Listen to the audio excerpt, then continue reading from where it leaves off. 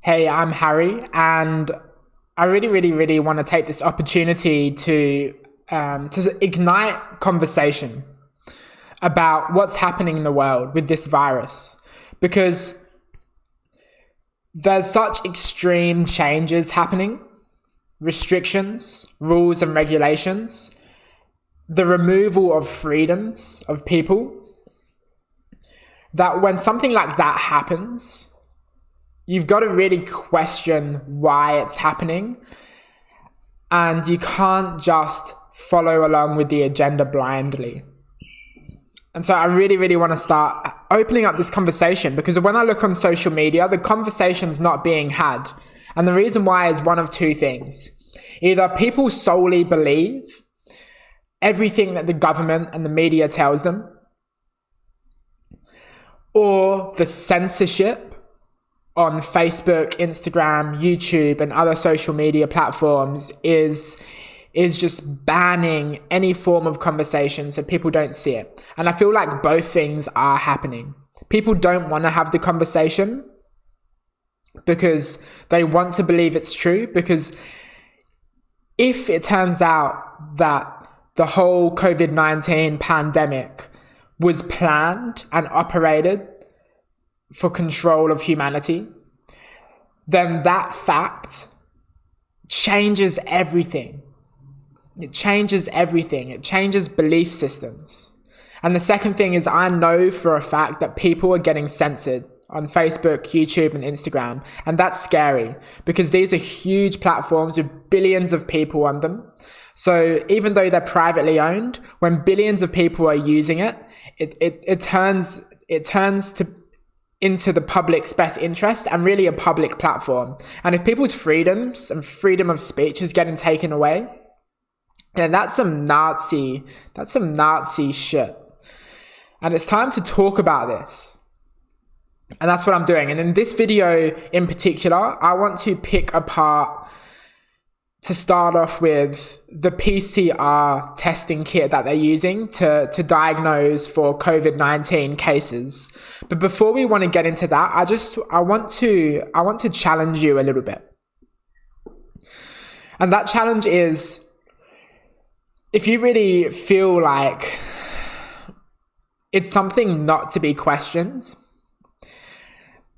on the basis of who would want to do something bad to humanity?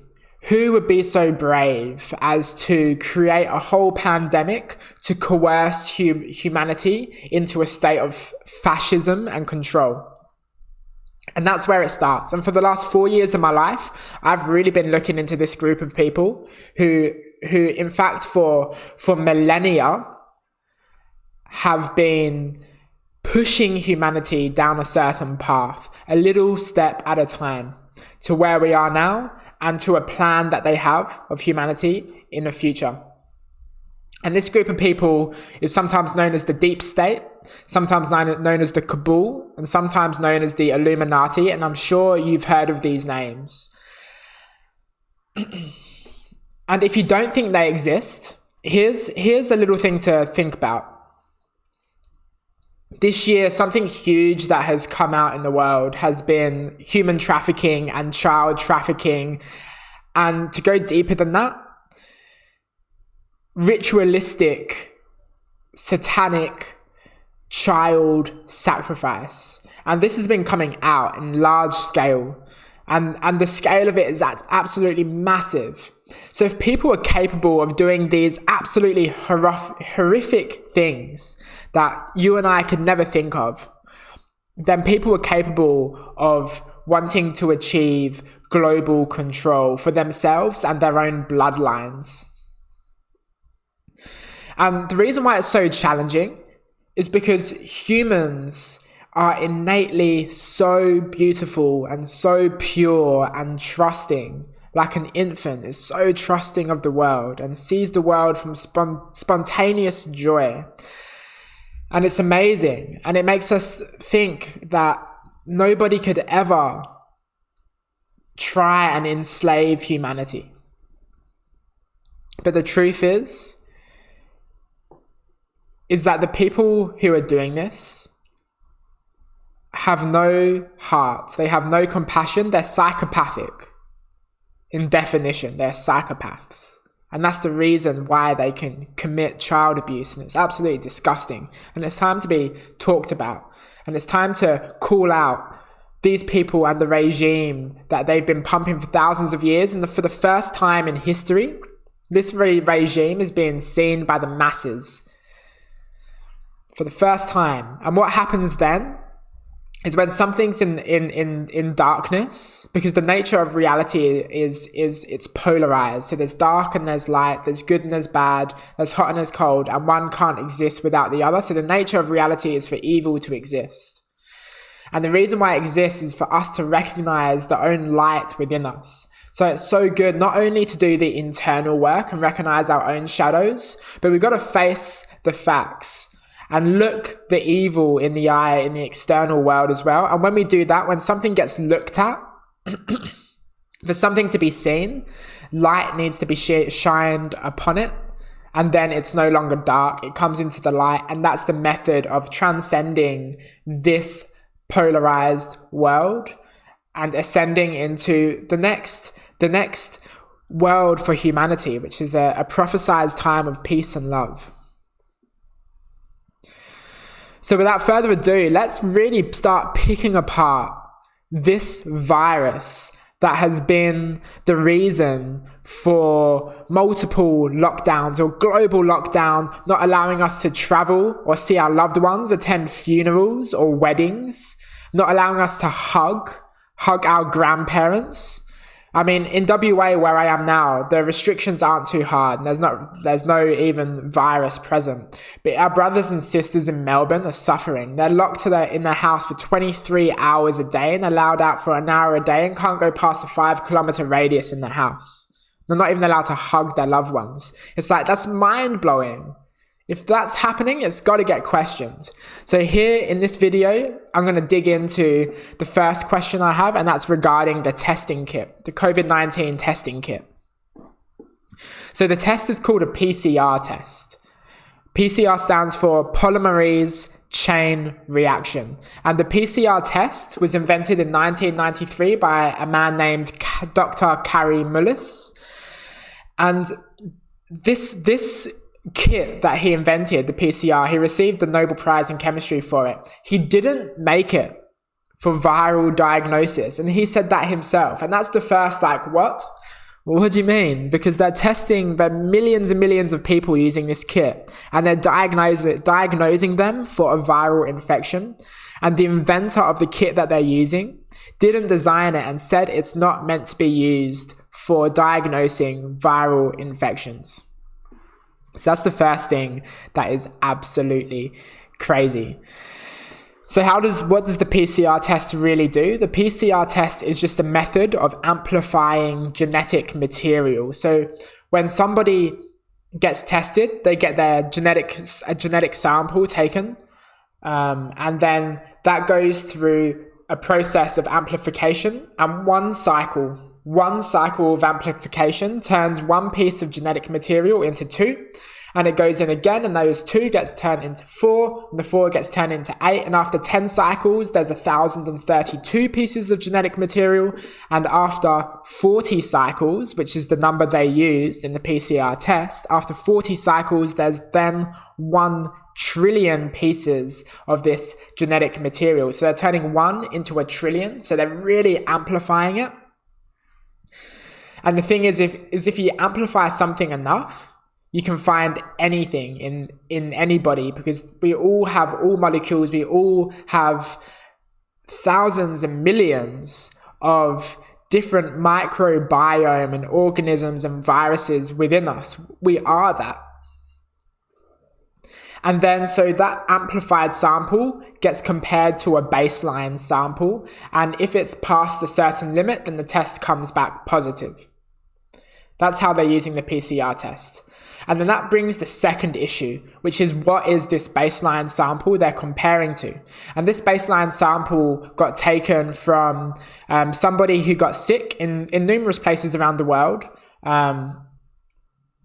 But we can say in America, it definitely happened. And I'm going to show you a clip in the moment by Dr. Andrew Kaufman, and he describes the whole process of the PCR testing perfectly. But what happens is somebody got sick, they got flu-like symptoms, which is the symptoms of this COVID-19. It's flu-like symptoms, which people experience every year in the thousands anyway, and die of, especially old people.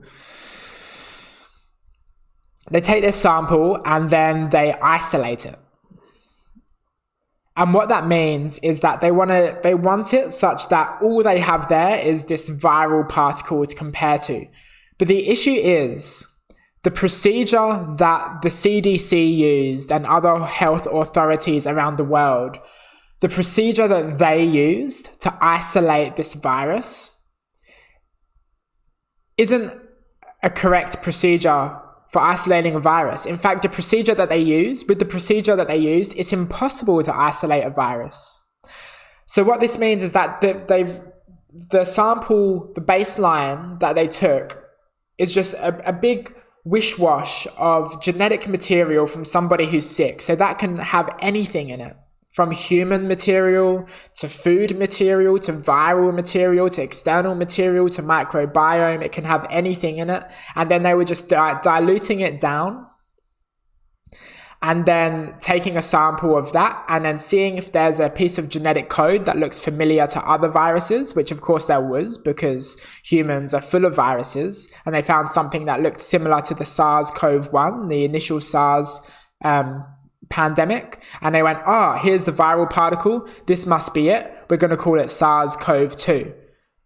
But really, the genetic similarity was only 80%. It was only 80% similar to the SARS-CoV-1 virus, whereas the similarity between humans and chimps, which aren't really that similar at all, is 96%. So these things aren't even closely related.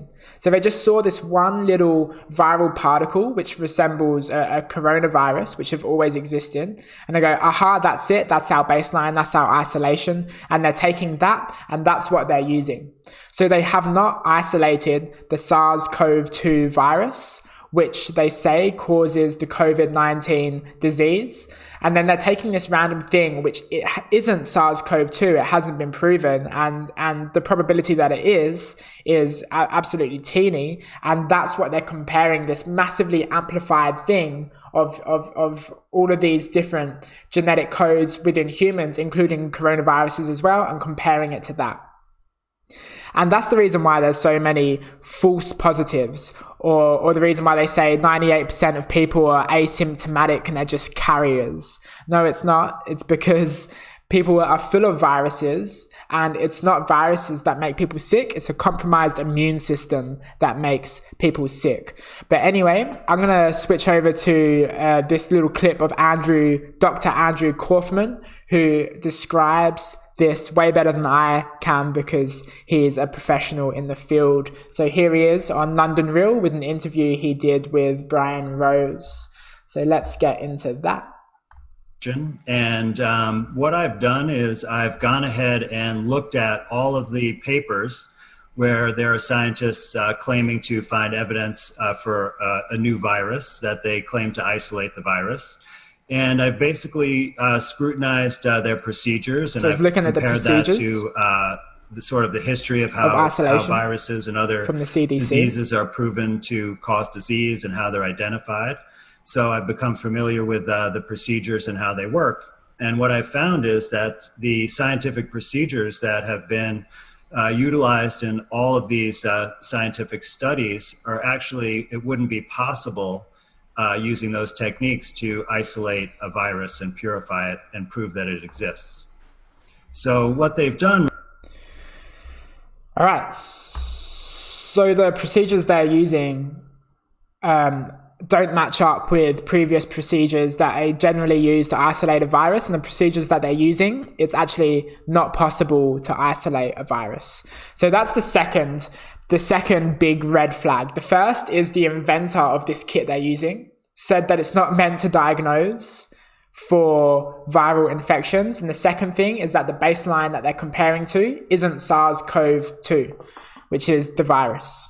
So they're not testing for the virus with a kit that's not meant to be used for testing viral infections. And they're being used by the millions globally at $100 a pop, $100 a test. So it's legit been $1 billion industry this year alone. And it's also been used for all other pandemics as well, like swine flu, avian flu, the first SARS flu, and the first time it was used was for HIV, and that's a whole nother topic.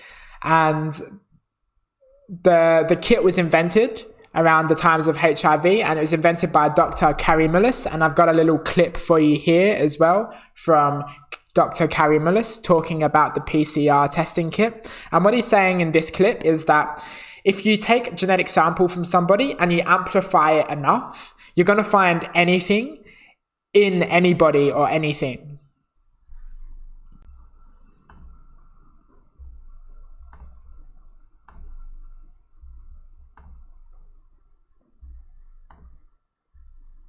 All right, so I hope you can see this. You can misuse PCR. The results, the interpretation of it. See, if you can say, if they could find this virus in you at all, and with PCR, if you do it well, you can find almost anything in anybody. It starts making you believe in the sort of Buddhist notion that everything is contained in everything else, right? I mean, because if you can amplify one single molecule up to something that you can really measure, which PCR can do, then there's just very few molecules that you don't have at least one single one of them in your body, okay? So that could be thought of as a misuse of it, just to claim that it's meaningful. It is. No, there's very little of what they call HIV, and what's been brought out here by Philpott and Isai already. The measurement for it is not exact at all. It's not as good as our measurement for things like apples. An apple is an apple. You know, you can get something that's kind of like, if you got enough things that look kind of like an apple and you stick them all together, you might think of it as an apple. But and HIV is like that. Those tests are all based on things that are invisible, and the results are inferred in a sense. PCR is separate from that. It's just a process that's used to make a whole lot of something out of something. That's what it is. It is not. So that last bit, he said the PCR is not for that. The PCR is only used to make a whole lot of something out of something else. That's what PCR is for. So there's the two massive, massive holes in the whole testing. And the testing is the foundation of this global pandemic. There's millions of cases, millions of positive cases of COVID-19. No, there's not. There's millions and millions and millions of people who have tested positive from a genetic sample that has been amplified 1 trillion times and compared to genetic material that was present with somebody with flu-like symptoms. And that's what it is. So I hope you've gained a little bit of clarity here regarding the reason why I want to bring this up. And that's because they're implementing, the government and the people behind the government, mainly big pharma companies and the institutions that they fund, like the WHO, are dictating to the globe. And that's global socialism when a global governing body dictates to the world. That's global socialism. And when there's private organizations and private companies like big pharma backing them and financing them, that's global fascism. So the world is moving and is now a global fascist and socialist state. And that sounds scary, but it's true. And democracy hasn't existed for a while. And it's time to look at this, and it's time to start talking about this. And I want to start talking about this now. So I'm going to throw this up on my Instagram page. I'm going to maybe make a YouTube channel as well. And I'm going to start making plenty more videos like this because there's so much more where this came from. Maybe your question now is, but there's so many people who are dying around the world. And so that's what I'm going to put the next video on, is I'm going to analyze the numbers. I'm going to look at the tests. I'm going to look at the cases, the deaths, the mortality rate. I'm going to compare that to standard mortality rates. And also look at the massive scam that has been brought up by many doctors who have been censored on social media, that there's been wrong diagnosis of COVID-19, false diagnosis, that doctors have been putting on death certificates, COVID-19, and they've been assumed of having COVID-19, even if they have things like a heart attack, or even in some cases hit by a car. And this has happened to my own family member as well, and I'll bring that up in the next video. So thank you so much for watching this, and I'm really genuinely interested as to why these conversations aren't being had. And so I want to hear from you, and if you don't agree with me, I want to hear from you as well, and let's start sparking this conversation. If you don't agree with me, that's fine. You know, we're never all going to be wrong, and it's good to be wrong, and it's good to question things, because that's where the growth is. If you just blindly accept things as the truth, then how's anything ever going to change? And by the way, the world where we were before, I'm happy we're not there anymore. And that's because the world we were in before was full of war and disease and famine and a massive wealth divide.